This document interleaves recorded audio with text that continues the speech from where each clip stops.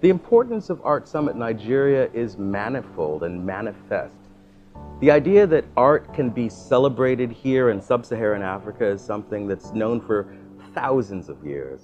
And it's wonderful to be able to see the global community now embracing that in a new form.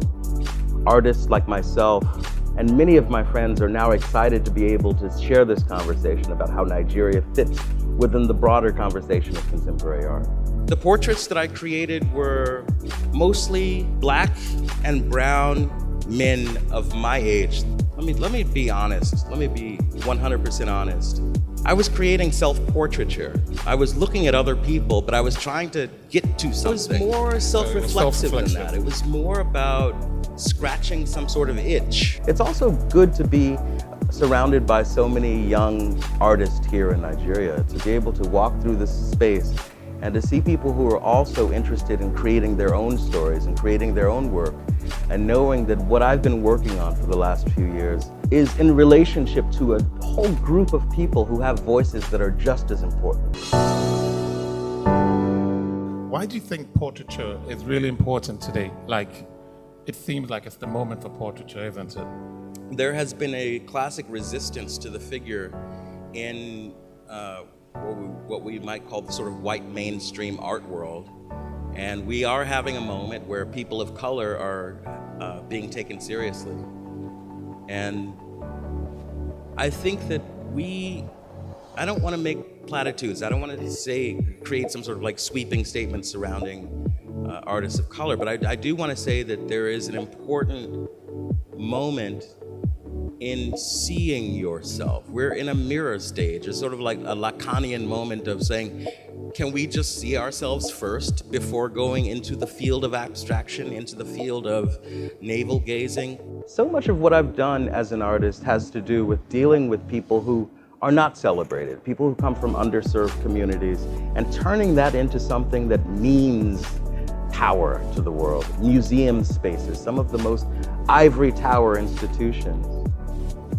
Of course, I've also had the opportunity to work with President Barack Obama, with Michael Jackson, to be able to take some of this notion of what portraiture can be and to sort of challenge it and ask new questions about what's possible.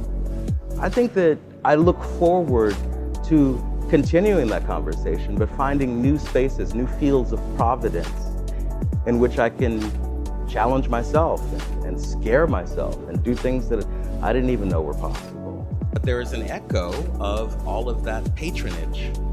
And the best artists are able to sort of take that echo and fold it into whatever it is that they're doing, to be able to take the vocabulary that's evolved over time, which listen, 600 years of painting means that people have gotten very good at making flaccid white men look powerful on canvas. One part of me says destroy it, one part of me says embrace it, fold it into itself, and erect a new sort of scaffolding.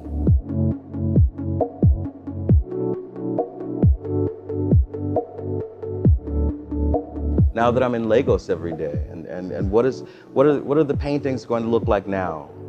I think that's something every artist wants to do, is to find some way of shocking yourself and waking up excited to get in the studio every day.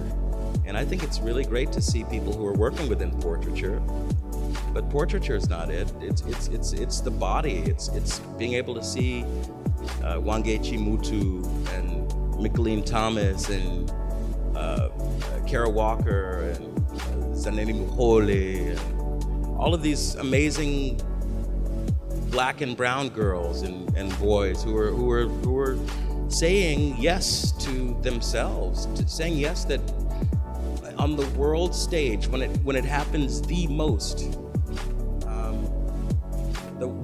when you want to be able to say the one thing that matters the most to you, when you get one chance to say to the entire world what matters to you, these women are saying, this is what it looks like. Yeah.